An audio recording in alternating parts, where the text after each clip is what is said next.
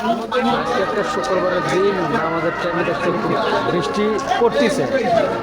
আগামীকাল যে কি হবে আল্লাহ ছাড়া কেউ জানে। কালকে একটা ঈদের দিন আছে, যদি খালি এরকম হয় আর বৃষ্টি।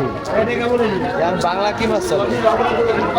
বাংলা কি মাছ চলে তাদের দেখতে পাচ্ছেন। এই যে মসজিদের সামনে নামাজ পড়ে সবাই বাড়াইলাম, বৃষ্টি এখনো থামেনি। আগামীকাল ঈদ, জানি না ঈদের টাইমে বৃষ্টি হয় কি। মানুষ তো এখন সুস্থ মানুষ কি বেশিরভাগ ভিক্ষা দেয়, বোঝেন নাই?